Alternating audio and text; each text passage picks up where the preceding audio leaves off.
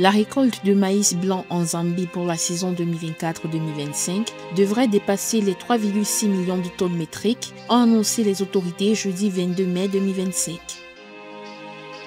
La Banque africaine d'import-export Afreximbank a annoncé le 21 mai 2025 avoir enregistré au premier trimestre 2025 un bénéfice net de 215 millions de dollars contre 178 millions de dollars un an plus tôt. 22 milliards de francs CFA ont été levés sur le marché financier de l'Union monétaire ouest-africaine au Togo le 23 mai 2025 à l'issue d'une émission simultanée de bons assimilables du Trésor et d'obligations assimilables du Trésor.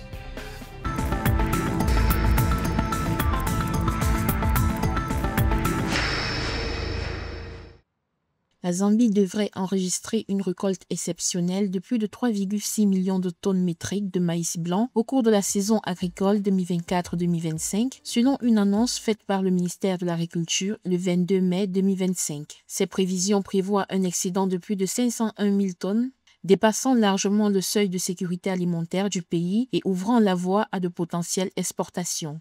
Il en résulte un excédent de 501 000 tonnes. Toutefois, nous prévoyons un déficit pour d'autres cultures comme le blé, 327 938 de tonnes métriques. Pour tous les déficits enregistrés, nous continuerons à mettre en œuvre des programmes qui renforcent la production locale.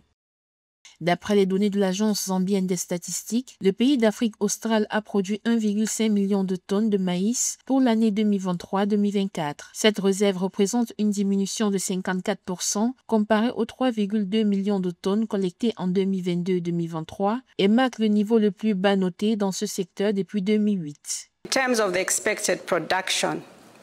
En termes de production attendue, nous comparons la saison dernière où nous avions atteint 1,5 million de tonnes métriques à la saison actuelle, 3,6 millions, présentant un changement en pourcentage de 141,91%.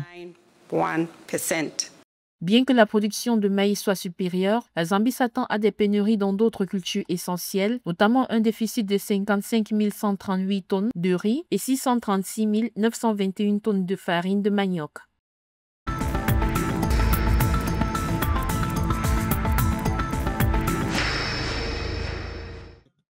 La Banque africaine d'import-export a annoncé le 21 mai 2025 avoir enregistré au premier trimestre 2025 un bénéfice net de 215 millions de dollars contre 178 millions de dollars un an plus tôt. Cette performance, qui est principalement attribuée à la hausse du revenu net d'intérêt, représente une progression de 21%. Le résultat est dû également à la croissance des actifs productifs d'intérêt, complétée par une gestion efficace des coûts d'emprunt, aidant la banque à amortir la baisse marginale du revenu total d'intérêt.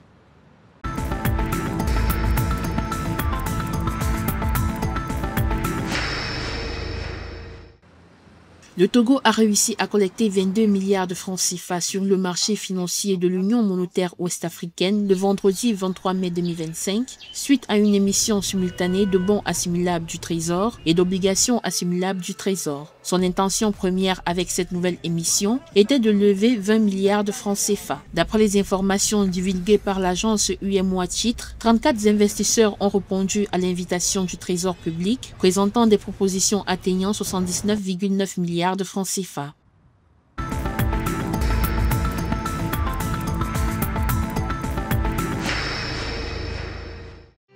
En République centrafricaine, le gouvernement et la société américaine Eagle Business Solutions ont signé un accord d'investissement de 2,5 milliards de dollars le 21 mai 2025 pour la construction d'un aéroport international à Bobula dans le nord de Bangui. Implantée sur 800 hectares, la future plateforme comprendra une piste de grande capacité, un terminal modulable accueillant jusqu'à 1 million de passagers par an et des installations cargo. Cette infrastructure contribuera à stimuler le développement économique de ce pays d'Afrique centrale et à améliorer la connectivité internationale.